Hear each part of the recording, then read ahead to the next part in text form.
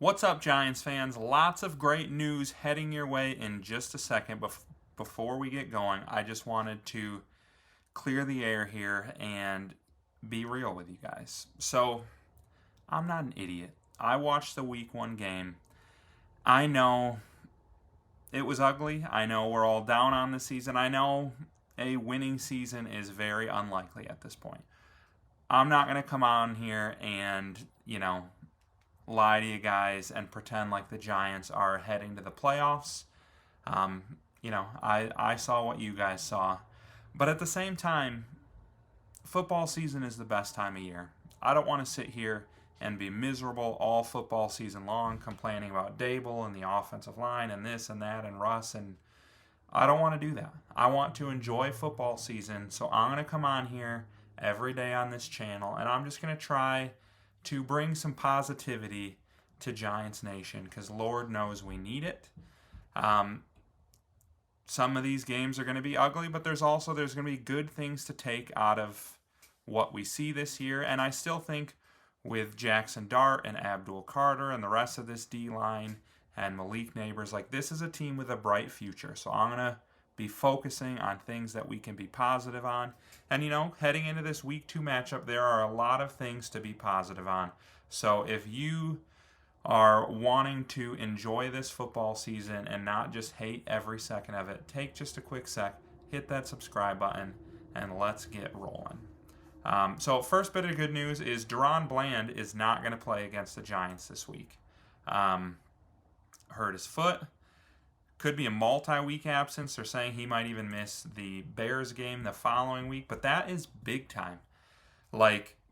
He is easily their best corner. I think they just gave him a big new contract, I'm pretty sure.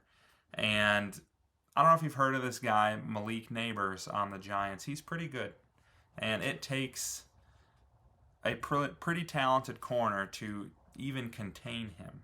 And that kind of brings us to the next bit of good news, which is the final Giants injury report. Obviously, Andrew Thomas is probably not going to play. That's a bummer. I've said on this channel before, sit him as long as you have to sit him. This foot injury needs to get 100% better. We can't risk re-injury. We need him blocking the blind side of Jackson Dart for the next 5 years. You can't panic and force him back early and re-aggravate. Just can't do it. But full participation, not even listed on the injury report anymore, is Malik Neighbors. It sounds like Darius Slayton is going to be a full go. Wan'Dale Robinson is listed as questionable, but I do expect him to go as well. This is a very good wide receiver group, and they're going against a secondary who is missing their best player.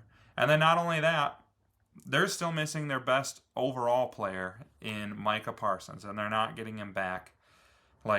Obviously, we all saw the Giants' offensive line struggled big time. Heading into a game against the Cowboys, we're used to being okay, well, now this offensive line is going to kill us even worse because here comes Micah Parsons. But we don't have to worry about that anymore. It still may not be a beautiful game by the offensive line, but I think against a worse defensive line, they're going to be much closer to at least, sufficient. And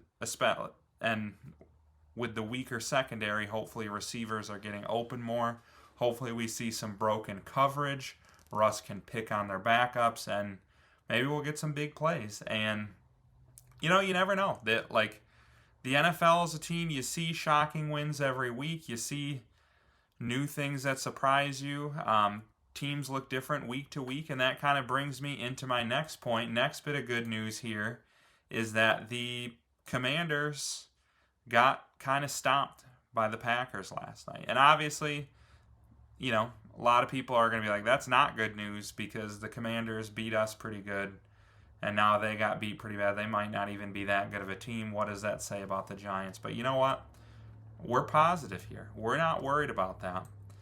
What we're worried about is a division rival is now 1-1. And the Eagles play at the Chiefs this week, an angry Chiefs team who got embarrassed on the national stage. That's a team that doesn't lose 2 in a row very often. So I could see the Eagles losing this week, and then all of a sudden, if the Giants beat the Cowboys, every team in the NFC East is 1-1, and we got a clean slate.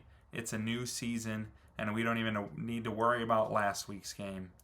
And then other good news this week, I was pretty happy to see they signed Xavier Gipson. I know our friends, if you want to call them that, on the other side of, I guess there's the other side of the stadium. The Jets play in the same stadium, but they cut Xavier Gipson after his big fumble. And apparently their coach takes fumbling pretty seriously. And, you don't want to do that. But at the same time, this has been a super talented kick returner. And, sometimes you make a big mistake and you shake it off and you get even better. He's probably going to be playing with a chip on his shoulder now that he got cut. And I like it. I think he's elusive. He can be a contributor on this team. Maybe give a little extra pep in the step to the special team. So I'm happy to see that. He's still young. He's going to shake off that fumble from last week and be just fine. Final bit of good news. Cam Scadaboo. I would have loved to see him get more touches week 1. I hope he gets more week 2. But in his few touches, he was Kyle Brandt's. Not sure if you ever follow his Angry Runs channel, but every week he picks the angriest run of the week, the guy who's shoving people down and knocking people aside. And I would imagine this is the first of many for our guy Scadaboo. Just that catch he had where he just was tossing people around, that was awesome. And it has me really excited for him. I'm a huge college football nerd. I watched him a ton. Not all season. Nobody watches the Big 12. But I watched him a ton in the playoffs. I watched their conference championship game. And I was hyped when the Giants signed him. But my biggest worry was he doesn't have breakaway speed. One of the slowest running backs in the NFL. He just throws guys around. He gets so, there's times where I feel like he's parallel to the ground. He's so low. But is he strong enough to throw NFL defensive linemen and linebackers off of him like that? I was a little worried about it, but the answer, week 1, is a resounding yes. Already an Angry Runs winner. I mean, Derrick Henry was stiff-arming people into oblivion, but even that was not as impressive as Scadaboo's run last week. So, first of many. I hope he continues to get more touches. He missed some of the preseason, so it's not too surprising that they're going to bring him along slowly. But I'm super excited for him. Like I said, Giants fans, there's things to be excited about. I'm not going to sit here and be excited for the Giants to contend this year and go to the playoffs and win a bunch of games. That's not going to happen. I'm realistic. I saw what you saw. But the future is bright. You got your QB. You got a good young running back. You have one of the best young receivers in the game. One of the best young edge rushers in the game in Abdul Carter. You got Brian Burns, Dexter Lawrence, Paulson Adebo had a really good week 1 game. There's things to be excited about, and I'm going to be positive on here. So, Giants fans, if you have any positive vibes, anything I missed here that you were like, you know what, the week stunk, but this was pretty cool. I like that this guy showed out. I like that this guy did this. Let me know in the comments. Let's have some positivity here, and then don't forget, hit the like and subscribe on your way out. Got a lot more positive Giants content coming.